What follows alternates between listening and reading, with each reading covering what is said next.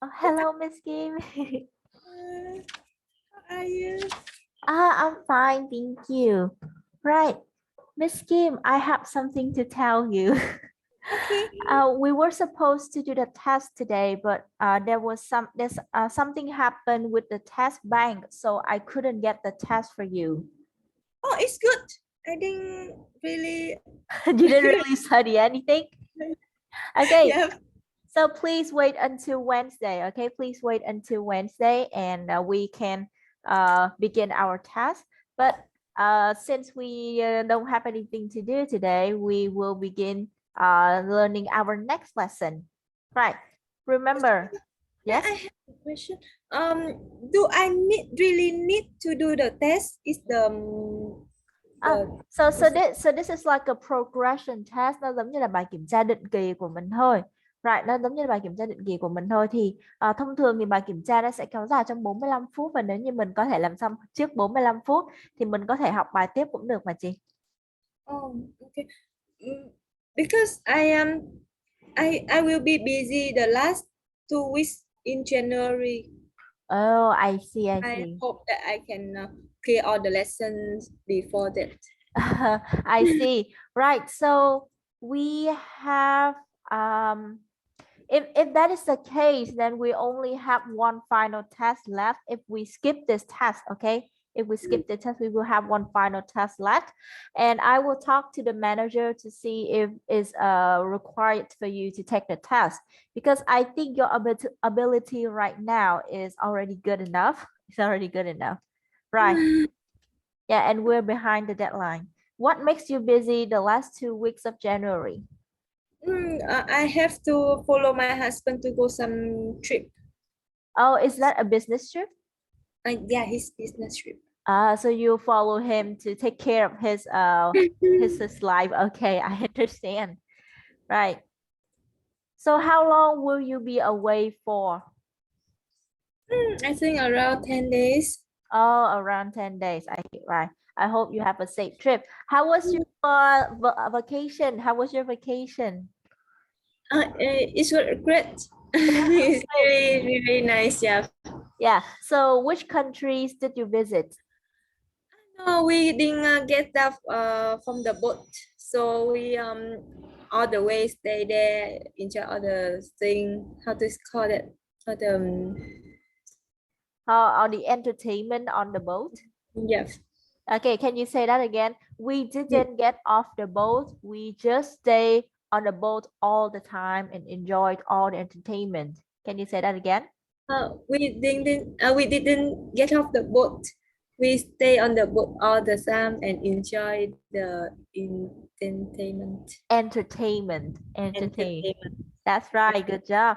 Oh, um, well, do you think the trip worth your money? Do you think the trip worth your money? Mm, yep. Okay, right. I'm glad you enjoyed your trip. Well, it was nice to see that you finally have the chance to go out and enjoy yourself, and enjoy your life with your husband. What did your husband say about the trip? Yeah, he likes it too. He likes it too. Good job. Right, good to see that. Right. How about you last week? What did you Uh, do? I was quite busy. I spent my last week doing other jobs and to get extra money. Okay, Yeah. that's good. Yeah, so I, I no. What were you going to say? I heard you say you went to Ho Chi Minh City. Ah, that's right. Going Yes, to I apply went. for your new job. No, Is it's it? not apply for the other job. I went to Ho Chi Minh City to complete a test. Yes, to complete a test. It was uh, like I had to do the test if I want to like receive my graduation, receive my degree. Mm, I see. Right. I see. Yeah. Well, So so during the test. I have to tell you, like, unfortunately, I couldn't take the test. Like, something Oh, happened. Yeah, so they canceled the test when I was already in Ho Chi Minh City. uh-huh. It was, Yeah, Yeah, it was very sad for me, and I was like, I wasted my time in Ho Chi Minh City for this. Oh, I see. Yeah, and I complained to my school, but they said that, oh, it's not our fault, it's the security, it's like it's the system fault, because we needed to get the test bank from America. It was a test bank from America, so we had to wait until the system is fixed, and then we can take the test again. I see, I see. Yeah, so I have to wait, I don't know how long. Right. Okay, so now let's go back to our lesson today. We're going to study about personality, tính cách. Right. So we will be able to talk about a person's personality. We will be able to describe like how do you say? We will be describe a personality.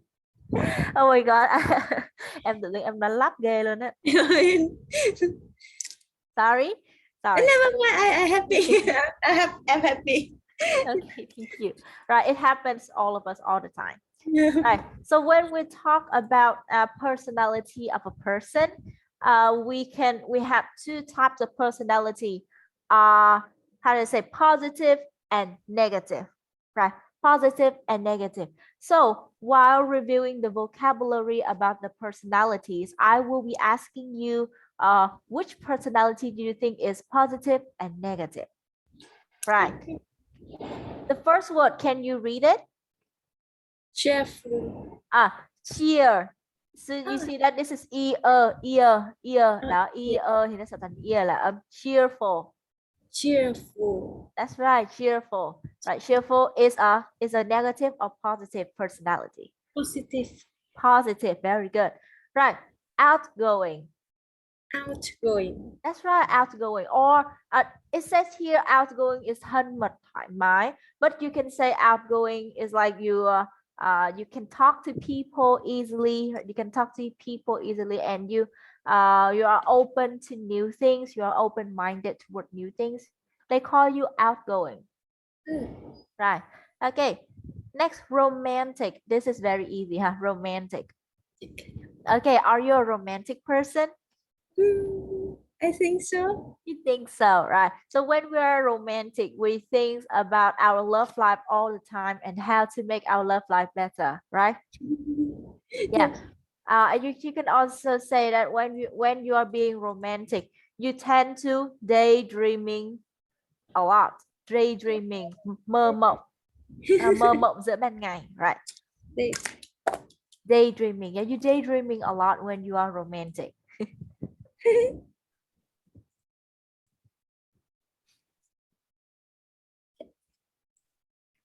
Right. Next word, we have childish. Childish. That's right. So do you think childish is a positive or negative personality? I think it tend to be more negative. I tend to be more negative. That's your opinion. I appreciate it. To me, childish is both negative and positive. It can be both negative and positive. But like you said, many people complains about being childish, not giving compliments for being childish, right? Yep. Yep. So childish, like you said, tend to be more negative. Thường thì nó sẽ tiêu cực hơn một chút xíu, là dùng để chê người khác chứ không có ai khen là ô bạn ngây ngô, bạn trẻ con quá, bạn đáng yêu quá. No, nobody use that. Right. So childish, when you act like a child and you don't how do you say, you want everything to follow your opinion, right? You want everything to follow your opinion. If one thing doesn't follow your opinion, you cry and you act like a child. That is called childish. Ở đây dịch là ngây ngô thì có vẻ hơi kiểu như là hơi nhẹ quá, đáng lẽ cái này phải là gọi là tính trẻ con đó. Tính trẻ con. Rồi, vậy thì mình có biết cái chữ nào mà nó mang đúng nghĩa là ngây ngô hơn không? Tức là kiểu không biết gì hết, nó ngây thơ, ngây ngô. Silly. Silly là ngớ ngẩn, silly là ngớ ngẩn. Mình có chữ naive. Have you seen this before? Naive, yeah. Naive, yeah, naive là ngây thơ. Ngây thơ, mà ngây thơ theo kiểu là dễ bị lừa. Right, so when you are naive, you believe everything everyone says and you get tricked easily. Right, so that is naive. Mình đọc là naive nha chị nha. Hai âm y là naive. Naive. That's right, ngây thơ. And we also have another word, innocent. Oh, Innocent. Right, so when you're being innocent, this is the correct word for ngây ngô, meaning you don't know anything and you are not guilty. You're not guilty. Rồi, innocent không biết gì cả, you know nothing, you're not guilty. Mình không có tội khi mà mình làm cái gì cả, gọi là ngây ngô, ngây thơ. Còn cái ngây thơ theo kiểu naive là nhẹ dạ cả tin đấy. Right, okay. Được chưa? Naive, ngây thơ, non nớt, nhẹ dạ cả tin. Right, so when you're using the word naive, it tends to be negative, a negative personality. And innocent is more a positive personality. Right, so when you go to the shopping center and the shop assistant try to make you buy the most expensive product they have, and you agree with them because you think what they're saying is correct, you are very naive. Right, okay, do you have any question? Right, so can you say the three words again? Childish, naive, and innocent. Childish, naive, innocent. That's right, very good. Okay, next we have popular. Popular. Okay, popular, very good. Popular là nổi tiếng hoặc là được lòng người khác. Right, so mình nói chữ nổi tiếng là dành cho những người mà làm cái công việc liên quan đến sân khấu, điện ảnh nhiều hơn. Còn cái nghĩa mà được lòng người khác á, ví dụ như when you work in a company, right? And you have you have a colleague who is very popular with everyone, meaning that that person is loved by everyone in your company, or or everybody in the company knows that person. Right. Oh, that's popular. Next, sociable. Sociable. Show here, sociable. Sociable. That's right, sociable là gần gũi, hòa đồng. That's right. Sociable is similar to outgoing. Yeah, sociable is similar to outgoing, meaning you talk to a lot of people, you know a lot of them, and you are close to them. Okay, that's sociable. Next, competitive. Competitive. That's right, competitive. Right, competitive, thích cạnh tranh. Right, when you work in a company, you have a colleague, right? And both of you are so competitive. You always want to be better than the other person. That is competitive. So, is competitive a positive or negative personality? To me, I think it's negative, but sometimes I heard that it should be a positive. That's right. Okay. Okay. I appreciate your opinion. In my opinion, competitive can be both positive and negative. Positive because it makes people try harder, right? And negative, it makes people how do you say? Like it makes people become evil. I think it makes people become evil because you always want to win and you want the other to lose to you. That is not good. Right. Next, reckless. Reckless. That's right, reckless. Okay, so reckless.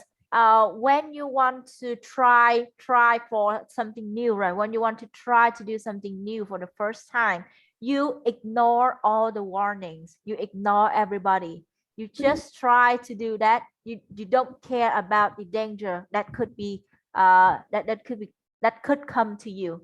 That is called reckless. You know this word, right? I don't know, but I think I'm a reckless person. You're a reckless person. You ignore everybody. You ignore Yeah. everyone. Oh my god. So when are you reckless? When are you reckless? Like how you say that when we start something new and then we just don't care what you everyone don't around say. Yeah, you don't care about what everyone said, and you don't care about the danger that the possible danger. Rồi cái reckless này nó liên quan đến cái việc mà mình làm ngơ các cái lời cảnh báo hay là không quan tâm đến chuyện gì nguy hiểm có thể xảy ra nhé chị nhé. Rồi, đó là kiểu liều lĩnh. Rồi hoặc là mình có thể dịch là thiếu thận trọng và hấp tấp cũng được. Đó, làm việc mà không suy nghĩ, you do without thinking, you do something without thinking. Next, polite. Polite. That's right, polite là lịch sự, right? And the opposite word of polite is, do you know it? Rude, or you can also use the word impolite. Okay, remember this. Okay, rude or impolite. Okay, next we have the word considerate. Considerate. That's right, considerate. Right, when someone is being considerate to you, they care a lot about your well-being. They ask you how was your day. They ask you about your health. They give you food. More like they take care of you just like a mom. So they're called considerate. Right, considerate chu đáo. And someone who is reliable. Someone who is reliable is a person you can trust them. You can you can ask them for help anytime. Rồi, ở đây nó đang viết dựa trên cái từ gốc đó là rely, đó là từ dựa dẫm. Mình có động từ rely là động từ dựa dẫm, dựa vào. Đó. Vậy thì khi mà có động từ rely rồi mình đổi cái y dài thành y ngắn thêm đuôi able vào thì mình thành cái người có thể dựa dẫm vào được. Vậy thì người đó chắc chắn là một người đáng tin cậy. Yeah. Okay. Right. Do you understand every word here? Yep. Okay, right. I will move on now. Right. Okay, next word. We have ambitious. Ambitious. That's right, ambitious. Someone who is ambitious, they have big dreams and they will do anything to make that dream come true. They have very big dreams. For example, I want to be a CEO of a big company. That means I'm ambitious, but I'm only ambitious if I'm reckless enough to do all the things I can to become a CEO. So that is ambitious. Right, ambitious, nhiều hoài bão. Next. Okay, so this is a very difficult word to pronounce. Try to listen to me, okay? Individualistic. Rồi, mình sẽ bắt đầu em sẽ chia thành hai phần cho mình dễ nhìn ra ha. Rồi, có hai phần. Nếu như mà mình biết chữ individual rồi thì nó sẽ dễ hơn cho mình. Còn nếu như mà mình chưa biết thì ở đây individual là cá nhân. Individual là cá nhân. Còn thêm cái đuôi istic vào thành người theo chủ nghĩa gì đó. Rồi, individualistic. Individualistic. That's right, individual. Nó giống như chị job với chị. Individualistic. Individualistic. That's right. Someone who is individualistic believes that they are very independent. They don't need anyone to help them. They just want to do everything on their own, and they do everything for their own. Đó là tự làm được và làm tất cả mọi thứ cho bản thân. Okay, one more time. Người theo chủ nghĩa cá nhân đọc là individualistic. That's right. Are you an individualistic person? I think I'm a selfish person. Selfish person. Okay, right. Selfish person. A selfish person is quite negative. Selfish person quite negative. While individualistic is more positive sounding. Right. Okay. Don't worry. Everybody needs to be selfish sometimes, right? Everybody needs to be selfish sometimes, and I think that is a good trait. Good in some situation, not all the time. Yeah. Right. Next, emotional. Emotional. Right, emotional. You watch a movie, you cry, you get yelled at by someone, you cry, you read a sad story, you cry. That is emotional. Right. Emotional does not stop at only crying easily, right? Nó không dừng lại ở việc là mình rất dễ khóc. Emotional also describe people who cannot control their emotion, right? For example, I'm very happy right now, but like 5 seconds later, I get angry for nothing. Yeah. Right, that means I'm being emotional, right? I'm still very happy, but 5 seconds later I got sad for nothing, maybe because oh my battery runs out, I'm so sad. That's it. Okay, like emotional can be positive, but most of the time it is negative. Yeah. Right, are you emotional? Yes. I think all the negative You have all the personality I you have have. all the negative personality.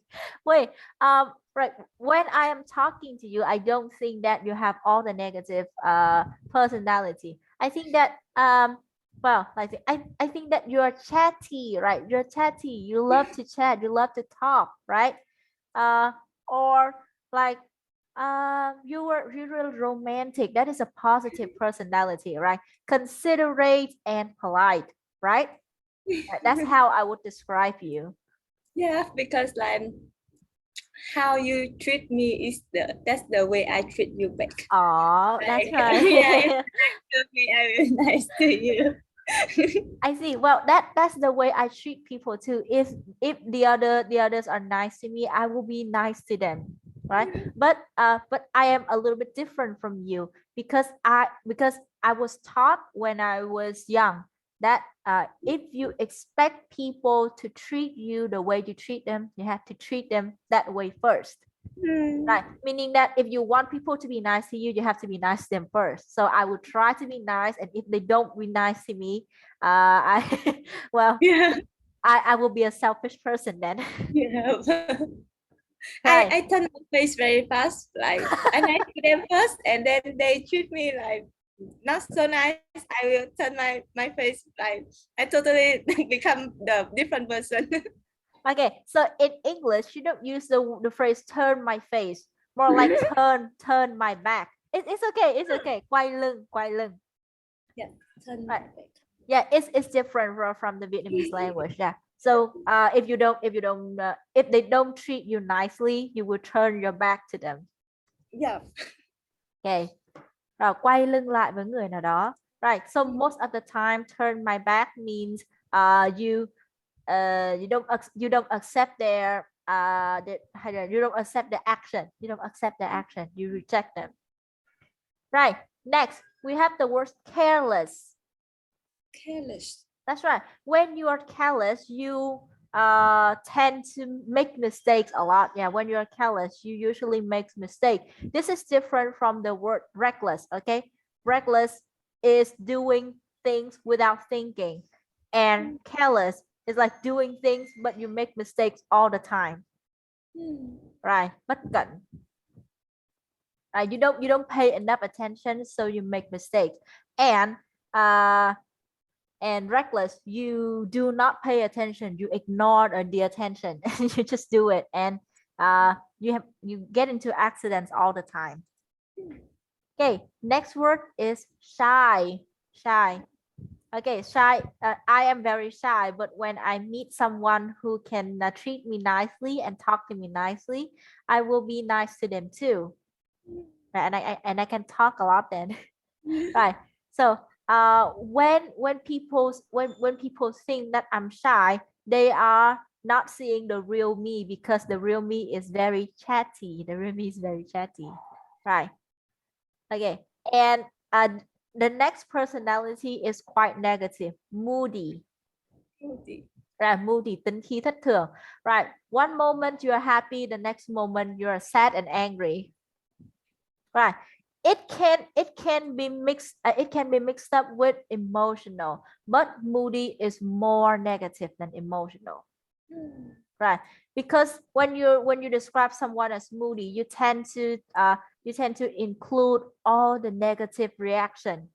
Tức là khi mà mình nói một người mà kiểu như là tính khí thất thường, thì mình sẽ liệt kê tất cả những cái trạng thái mà tiêu cực của họ vào trong đó. Ví dụ như đang vui thì chuyển sang buồn, đang buồn chuyển sang bực, đó, đang bực chuyển sang cãi nhau, thì đó là moody.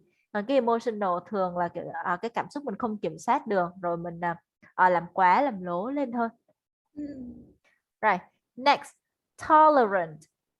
Tolerant. Âm o nhẹ hơi chị, tolerant. Tolerant.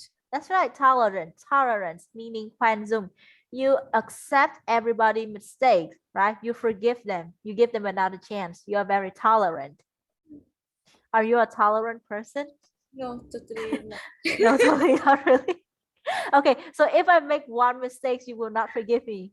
Not like that, but how to say, If the mistake is big to and compare to others, I'm not really a tolerant. okay. When I compare you with the other person, then the other people, you're not very tolerant. Yeah.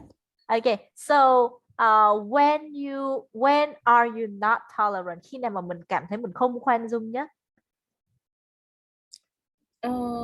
Like when someone makes like what I say, when I treat someone well and they not really okay. very sad, and then they do something wrong, I won't forgive. I feel like why I must forgive them.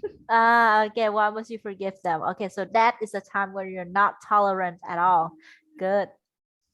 Right. Okay. Being tolerant is a good thing because it gives you peace in the mind. If you're not tolerant, you will always feel like, oh, I hate the world. Yeah. I always tell my husband that I don't know why I feel I hate whole world. I hate everyone. I hate my father. I hate you. I hate everyone. Wait. Did you act like that every day, or you only act like that when you're some day in the month? some days in the month? I see. Right. Okay.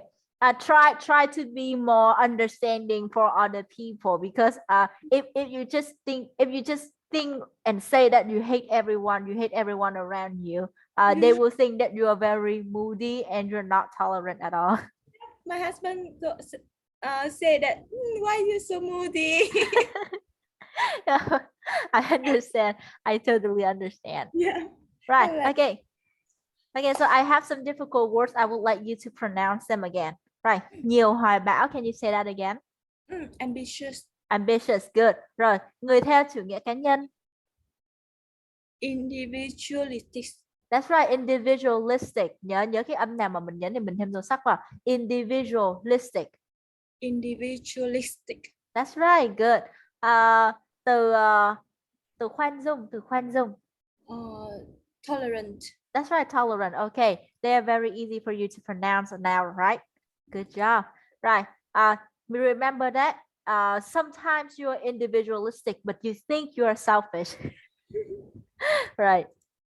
Right. Selfish that you want everything for yourself. No, not everything. Yeah. Đúng không? Mình muốn tất cả mọi thứ đều là của mình. Đó thì gọi là ích kỷ. Còn cái theo chủ nghĩa cá nhân thì khác. Mình tự làm mọi thứ được. Yeah, I can live on my own. That is individualistic. I think you're an individualistic person, not a selfish person. Yeah, now that I understand what is individualistic. Yeah, right. Because you can live on your own. You can cook for your own, right? You can live alone without any problem. But when you're selfish, it's like, oh no, that is mine. No, that is mine. You cannot take that from me. that is not yourself at all. Okay, next word. Hardworking. This is very easy, right? Hardworking. Okay. Independent. Independent. That's right. When you're independent, you're like individualistic as well. But individualistic is more like describe the whole person. Cái individualistic nó mô tả kiểu như là toàn thể một con người hơn. Còn cái independent đó là một phần của individualistic thôi ạ. Right. Okay. Selfish. Selfish. Okay. Creative. Creative. That's right, creative. You have a creative mind. You think a lot and you create a lot of stories in your mind. That is me. More like I daydream a lot. Not that I am very creative. I just daydream a lot. Right, I daydream a lot. Like a writer. More like I used to be a writer. Wow. No, that is not a job. More like a hobby, because.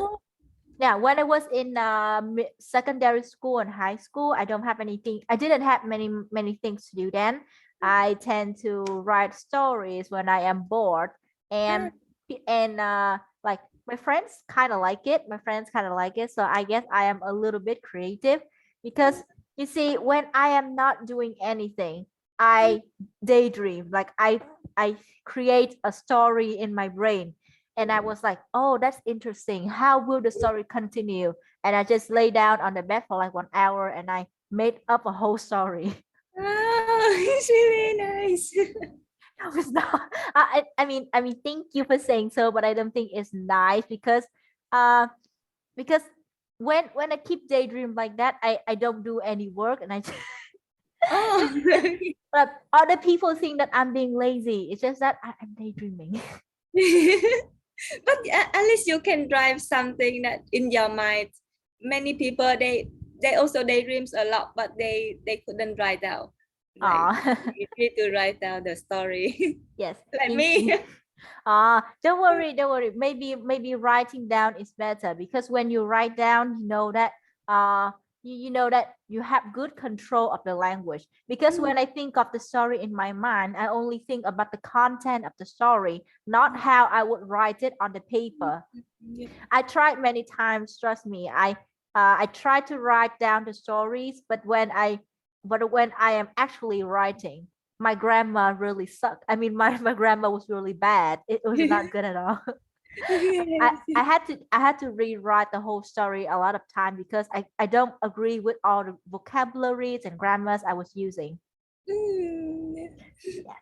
Right. But I guess that's what makes me a little bit special. I'm still proud of being creative. Right. Yeah. So if you know the 16 personality test, if you know the 16 personality test, you will know that I belong to the INFP group.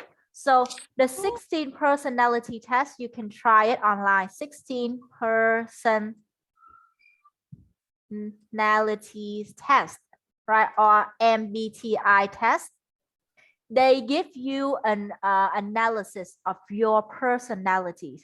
Nó chia cái tính cách của con người thành 16 loại. Đó. Và mỗi một loại nó sẽ có những cái biểu hiện đặc biệt kiểu như là tạo nên cái nét tương đồng á. Wow. Yes. So I belong to the, like I said, INFP personality group. So the I stand for how là introvert. Cái chữ I là nó là introverted, là những người hướng nội. Cái N là gì em quên rồi. Từ từ để em nhớ lại. But like they describe me like very very correct. Like it describes me perfectly. Yes. Oh, I will do it later after the lesson. Yeah. You have to answer around nearly 100 questions. It's quite long, but it gives you the, how do you say, it gives you a detailed situation for you to be agree or not agree with. Oh, I see. Yeah. Right. Okay. So it introverted. Right. The letter N is for intuition. Rồi tức là bởi vì cái chữ I mà liên tiếp thì nó không có hợp lý, cho nên nó lấy cái chữ N, intuition, tức là kiểu mà em có cái phán đoán. Rồi dựa trên tính cách phán đoán. Feeling. Yes, I do everything based on my feelings, right? And then perception. Look em, perception ở đây là tiếp thu, cái kiểu như là tiếp thu chứ không phải là câu hỏi là tính toán rồi mới hành động, tức là em tiếp thu trước. Oh, okay. Right. Try it, 16 personality test. I think you will find your result very interesting. Right. Thank you. Yes. Okay. Next we have impatient. Impatient. That's right, impatient. You like you don't like waiting for everything. Like you want everything to be on time. Mình muốn tất cả mọi thứ đều phải đúng giờ. Right, even if it's late for 1 or 2 minutes, you will be very like uncomfortable. Next, sensible. Rồi sensible ở đây nó đang dịch là khôn ngoan, có óc phán đoán. Em thì mô tả các trường hợp như vậy để cho mình hiểu dễ hơn. For example, if I come to the class today with a very sad face, right? And you are a sensible person. you will know that I have something, I'm having a bad day, I have something wrong with me. Right. Sensible ở đây nó đang đi từ cái động từ sense đó là cảm nhận. Đó, vậy thì a sensible person là một người có thể cảm nhận được nhiều thứ và nó là khôn ngoan, có óc phán đoán. Được chưa?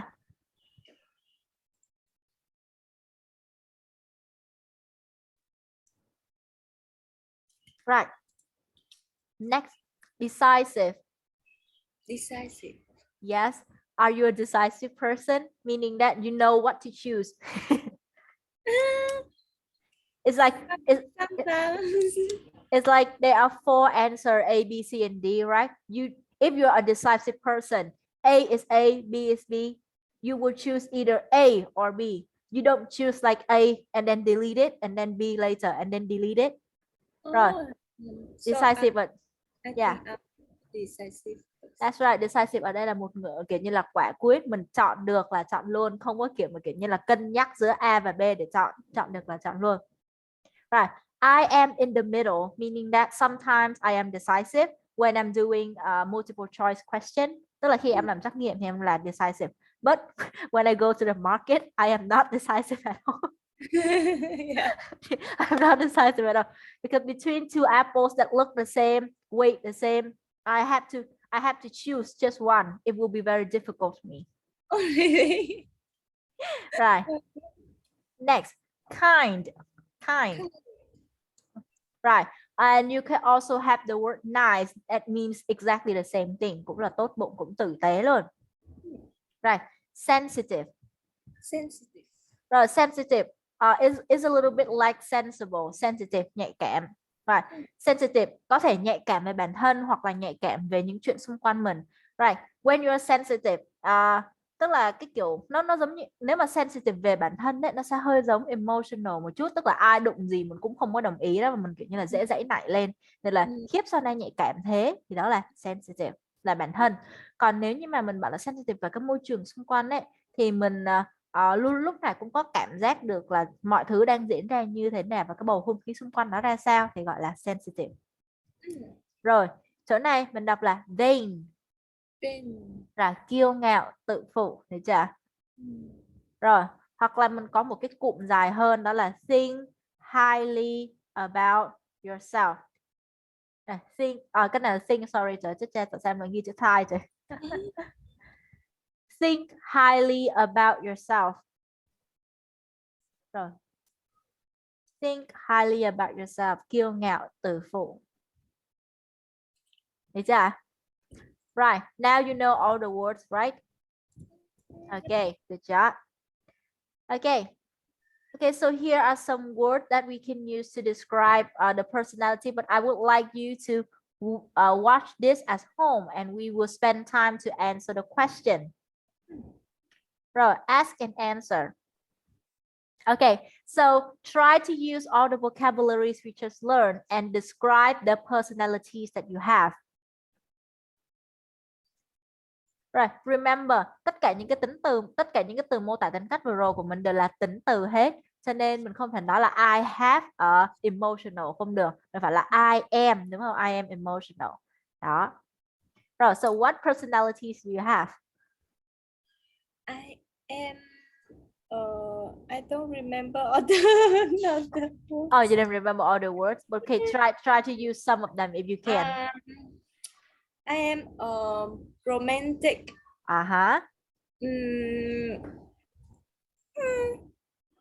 What is the words?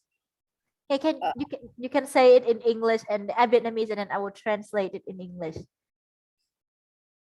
In Vietnamese is tự chủ. Individualistic, independent. Nó dễ hơn ha, độc lập nè. Independent, độc lập. I'm not the independent. Oh really? Okay. Okay, individualistic. Rồi, chủ nghĩa cá nhân. Yep. I am how to say that, quả quyết. Decisive, đúng không? Nó đi từ chữ decision, nó đi từ danh từ decision để ra được chữ decisive. I'm a decisive. Um. And Uh, emotional. emotional. Emotional. Okay, okay. I am a romantic, individualistic, decisive, and emotional person. Is that right? Yeah. Okay, right. Okay, so you have pretty much all the positive personalities here. Only one negative personality, that is emotional. Yeah. Right. I am a romantic, individualistic, decisive, and emotional person. Can you say that again? Uh, I'm a romantic, individualistic, decisive, and emotional person. Rồi, individual, not individual, individual. Individualistic. That's right, an emotional person. Good job. Emotional person. Right. Okay. Okay, try to write that sentence down. Right. So when you say individualistic and decisive, if you apply for a company, they will like your personality. They will like those two personality. Rồi chủ nghĩa cá nhân và cái decisive.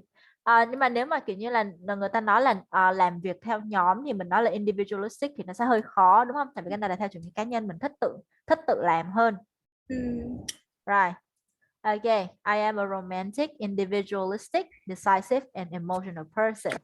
How to say that I have a group working skill, làm việc nhóm. Team working. Well, like I'm very good at team working. I'm good at team working, or you say I am I can work in a group. They're the same thing, right? I can work in a group very well, or I'm good at team working. Right. Okay. Good job. Next question. Ooh, what is your strength? Okay, so this is a kind of question that interviewer will ask you when you apply for a job. What are your strengths? What is versatility? Versatility, sự khéo tay. Flexibility, sự linh hoạt. Rồi, focus là tập trung. Taking initiative, đó là nhạy bén, tức là kiểu nói cái hiểu ngay đó, nói cái hiểu ngay đó là taking initiative. Được chưa? Rồi, nói một lần là hiểu luôn, nói ít hiểu nhiều, đó là taking initiative. Rồi, creativity là sự sáng tạo. Ở đây người ta đang xài danh từ khá nhiều chị ha. Creativity, sự sáng tạo. Versatility, sự khéo léo. Rồi, flexibility, sự linh hoạt. Rồi, focus là có thể tập trung được, và taking initiative đó là nói ít hiểu nhiều. Right, so these are just the how to say, these are just examples of some strengths one might have. So what are your strengths, if you can name some? My strength focuses. Okay, so like focus, right? Focus. Vậy thì ở đây nó đang hỏi về strength sẽ là danh từ đúng không ạ? Mình không có chuyện về danh từ được thì hãy sử dụng verb in. Tại vì như những buổi đầu em có nói, verb in nó đóng vai trò như là cụm danh từ luôn, bởi vì nó là danh động từ. Vậy thì mình sẽ nói là good at, đúng không? Good at paying, good at focusing, đúng không? Okay, my strengths are good at focusing.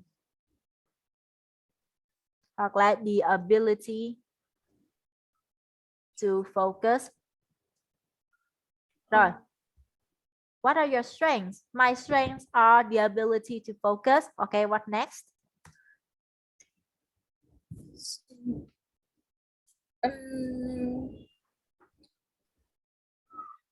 My strength is flexibility. Okay, flexibility, right? Flexibility.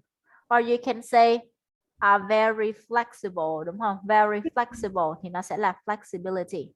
Rồi, em đang ghi hai cách nói, một cách sử dụng tính từ, một cách sử dụng danh từ nhé chị nhé. Yep. Right. The first, for example, my strengths are I am good at focusing, I am very flexible, or I have the ability to focus and good flexibility. Okay. What else? I don't have many strengths. You don't have many strengths, but do you think you're independent? Not very sometimes, but something I'm quite sure that I'm very honest. That's right. You're very honest. Okay, honest. Right. Okay. You can say that I am loyal too. Honest, loyal. Loyal ở đây là trung thành. Honest là thật thà, thẳng thắn. Còn loyal là trung thành. Right. So can you introduce your strengths again, Miss Kim?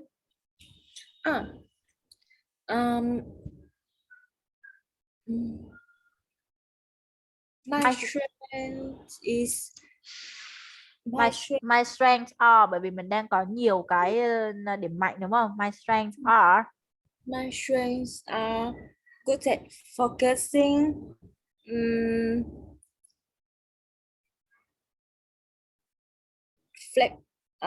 Flexible, very flexible. Very flexible. Okay. I'm honest and loyal. Loyal, not loyal. Loyal. Okay. Loyal. Okay, one more time. One more time. My strengths are good at focusing, very flexible, honest, and loyal. One more time.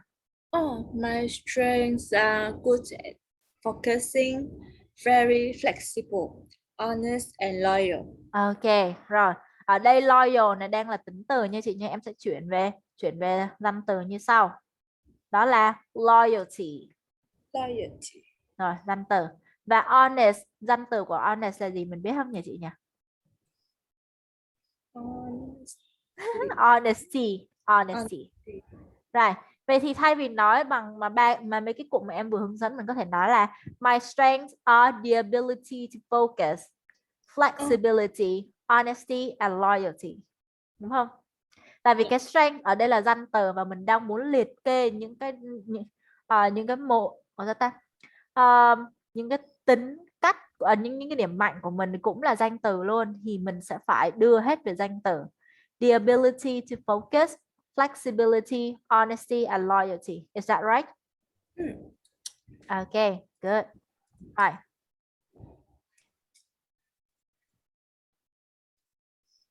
Okay. Another question the interviewer may ask you, what are your weaknesses? Self-criticism, tự trách bản thân. Self-criticism, tự trách bản thân. Rồi, criticism ở đây đó là chỉ trích. Criticism, can you say that? Criticism. Đúng rồi. Còn self kiểu như là tự chỉ trích bản thân thì có phải là tự trách bản thân đúng không? Rồi, gọi là hay phán xét bản thân cũng được. Rồi. Insecure, cái này là quan trọng này. Insecure. Insecure là không tự tin. Gọi là tự ti luôn đó, gọi là tự ti để chưa? Tự ti. Right. Insecure, tự ti. Rồi, cái thứ ba, too detail oriented. Detail ở đây là chi tiết. Oriented đó là xoay quanh. Tức là chỉ xoay quanh một cái chi tiết thôi thì nó gọi là tỉ mỉ quá mức. Rồi, hoặc là quá cẩn trọng. Nhưng mà ở đây nó nói đến cái detail thì phải là tỉ mỉ, được chưa? Rồi. Public speaking. Public speaking là gì nhỉ chị nhỉ? Nói trước đám đông. Oh, I thought that one is strange. No. More like I'm not very good at public speaking, so that is my weakness. Okay. And I don't have any presentation skill. Đó là kỹ năng thuyết trình không có luôn. Đúng không ạ? Rồi, tại sao người ta lại liệt kê vào những cái ví dụ như là self criticism vào trong đó? Like for example, you don't see that yourself, you don't see, you don't think that you have any good point at all, right? You only have bad points. That is self criticism right there, and that is not good, right? It means that you always think negatively about yourself. You need to think positively, right? Can you say that again? Self criticism. Self-criticism. That's right. Insecure. Insecure. Okay, insecure. You are like self-criticism, but less heavy, less serious. Ít nghiêm trọng hơn đó là insecure.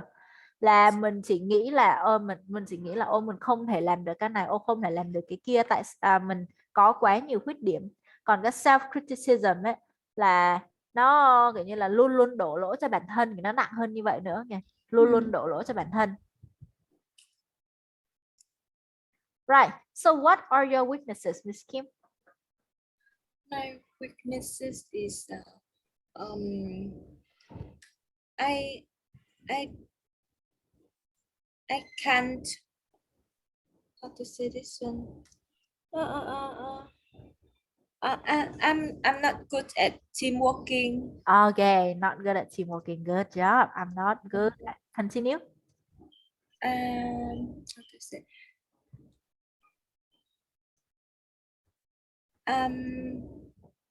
Insecure. Okay, I'm a little insecure, right? A little insecure. Okay. Are you careless or are you reckless? I'm reckless. Okay, reckless. And anything else? I don't have the public speaking skill. Okay, I don't have the public speaking skill. And I don't have the presentation skill. Okay, okay, nor the presentation skill. Yes. Ở đây em xài cái no có nghĩa là cũng không, tức là mình vừa không có cái này vừa không có cái kia, vậy thì em sẽ xài no luôn. Yep.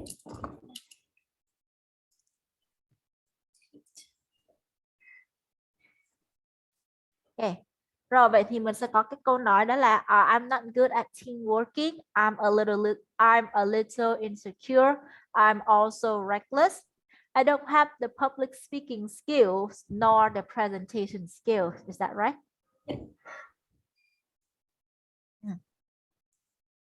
I am reckless, or I'm reckless person. I'm a reckless person or I am reckless. Remember, nếu như mà mình muốn có thêm person thì mình phải thêm vào, còn nếu mà không có thì mình chỉ dừng lại chữ reckless là đủ nha chị nhé.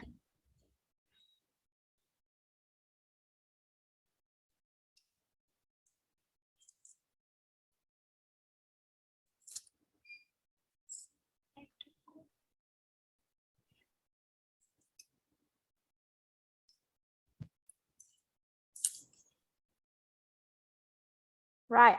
Are you done? Give me a moment. Okay.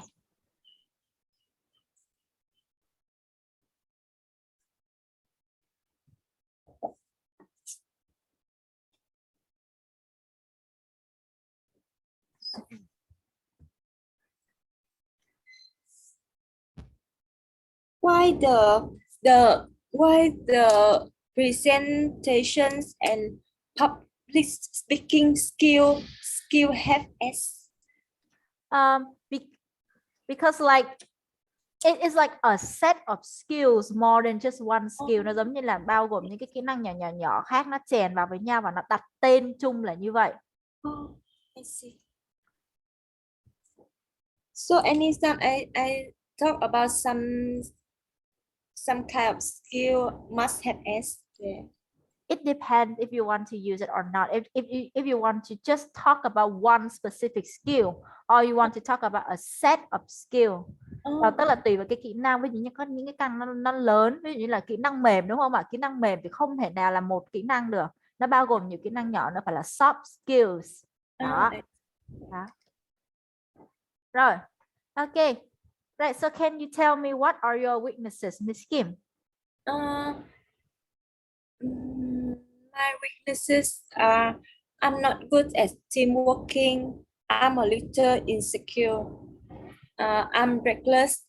I don't have the public speaking skill, nor the presentation skills. Presentation. Presentation skill. Okay, presentation or presentation, well, whichever fits you. Cái nào cũng được nha. Presentation. Right. Thank you. Good job. Okay. Ooh, how has your personality changed when you grow up? Rồi chỗ này em sẽ sửa lại cho đúng ngữ pháp hơn một chút xíu. How has your personality changed when you grow up?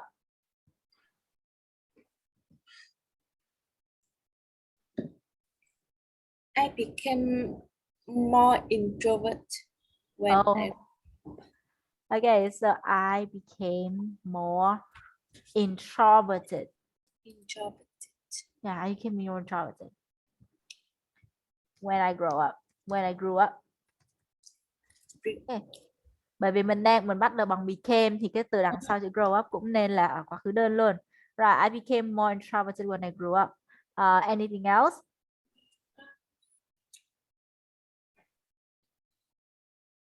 Do you become more independent, or you become more sociable, or do you become more emotional, something like that? No, actually everything same.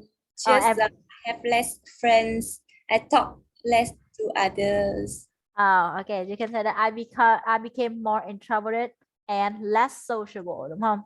Less. And less sociable. Sociable when I grew up. Is that right? Yep. Okay. Well, because your environment makes you have less friends. But I think if you live in a place where you can talk to your neighbors, have a lot of friends, you will be you'll become a, how to say, extroverted person. I hope so. Right. Thank you so much. So do you think this is a good change, and do you like it or not? So far, I like this change. Okay, so you like this change? Wow. I thought that you would be like I don't want to be introverted. I want to have more friends because you feel lonely. I don't feel lonely when I'm alone. Right. Okay. Right. Next, are you an optimist or a pessimist? Optimist, a person who thinks positively. Oh. Right. And pessimist, a person who thinks negatively. Okay. It depends on which situation. Okay. Or you can say I am a mix of both. I am a mix of both. Why? Because sometimes I can think very positively. Sometimes I think very negatively. Okay, right. When you say that you're a mix of both, they understand that it depends on the situation already, right? So the question why is not needed here. For me, yeah, I'm just like you. I am a mix of both, right? Depends on the situation and the problem, the type of problems. Like when it is about work, I always think negatively. When it's about work, I always think negatively. Like, oh my God, why is there so much work today? I cannot finish all of it in just one day. Please help me. See, I'm being very negative. But when it is about others people's feelings or love life, I think very positively. Yeah. In the group of friends, I'm always the one that give love advice, even when I don't have anyone to love. That's a strange thing. Right. Ooh, okay. So describe the personalities of your best friend. And I think that your best friend is also your husband right now. Okay. So when you describe someone's personalities, you must say their good points first, like, and what points, like what personality of them that you like, right? And which of the things they do most give their personality away. Uh, uh, like in short, the third paragraph is like what you don't like about what personality of your husband that you don't like. Okay, so how to say that? My husband personalities are. Okay, so first of all, you must give a comment on your husband first. Like, do you think he has good personality or not first, đúng không? Oh. I think my husband has a good personality because everyone around him likes him very much. Okay, right, good job. Now you list out all the good points he have. He's ambitious in job, in work. Right. Yeah. He helpful. He's have full responsibility to whatever he does. He care. How to say? He careful. Okay. He care about others. He's considerate. He considerate. He- He cheerful. He okay. funny. Considerate and very funny, right? Yeah. He always Okay. take everything in positive way. So A lot of good things to say. he's a optimist person, right? So he's very optimistic, right? Right. He's ambitious in his work. He's helpful and has high responsibility. He's considerate and very funny, right? He's also very optimistic. Right, optimistic, lạc quan, một con người lạc quan. I take photo. Okay, you can take that photo. Okay, thank you. Right, good job. Right, but are there any bad points that you don't like about him? I say I can list that a lot. Okay, list it until tomorrow. Okay, the list is too long. He lazy with housework. Okay, he's lazy with housework. Okay, anything else? He like to make fun of people. Okay, I understand why he likes to make that makes him funny. That makes him funny because he makes fun of people. Yeah.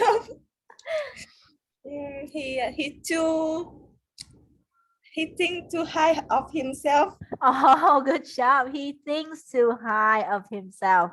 Okay. He know that he clever and he always say that he clever. he too much, I think.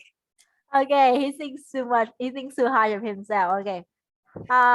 Right. So, has he ever been inconsiderate or insensitive? Insensitive. Insensitive, không có nhạy cảm, thiếu nhạy cảm, rồi thiếu sự tinh tế. Yeah, I think. Okay. Okay. Sometimes he is, or sometimes he is quite insensitive. Insensitive. Right. Sometimes, not always. Oh, yeah, he just told me last night. Yesterday, he said, I say he understand everything I say, but sometimes he just act like he don't understand. So, like, how to say that? Sometimes because sometimes I ask too much for something, maybe. Then he don't understand, and he admit that. Oh, because he just don't understand. Not he don't understand. Okay, right. I see. Right. Maybe I wouldn't say he's innocent or childish. It's just that he doesn't understand sometimes. Yeah. Right. So can you say everything again? Oh. Right. Just take a picture first. Take a picture first. Yeah. He's Right. ambitious in his work. He helpful and has high responsibility. He considerate and very funny. He's also very optimistic. That's why optimistic. Optimistic. Okay, next. He's lazy with housework. He likes to make fun of people. He thinks too high of himself and too think funny. Sometimes he's quite insensitive. Okay, sometimes he's quite insensitive. Good job. Right. So when you want to describe someone, like describe someone's personality, you have to give a comment of their personalities first. Are the personality good or bad? And you will begin with the good or bad personality depends on your comment, đúng không? Mình nhận xét như thế nào thì mình sẽ bắt đầu với cái đó trước. Tốt thì mình đưa những cái nhận xét tốt ra trước. Right. And nếu như mà cái nhận xét của mình là tệ thì mình nên nêu những cái mặt tệ ra trước. Rồi cái khúc cuối mình sẽ bảo là nhưng anh ấy cũng có một vài điểm tốt, đó là rồi. Còn cái này thì mình đang đưa điểm tốt ra trước thì hãy mở đầu cái đoạn cuối bảo là anh ấy cũng có một vài điểm xấu, ví dụ như đó. Rồi, ok. Right. Thank you so much for everything. What do you think about today's lesson? It's fun. And It's fun, right? Yeah, you learn a lot of new words, so I will take screenshots of the new word and send to you, or I can send you the whole slide right now. Yep, thank you, teacher. Right. Okay, so we have this picture right here that there are more words for you to discover. There are more words for you to discover. Try to search Google if you don't know anything of them, or you can ask me. Okay. Okay, teacher. Right. Thank you so much. I will see you again on Wednesday, and I will see that if you have to do the test or not. Okay. Okay, thank you, Okay. teacher. Bye bye.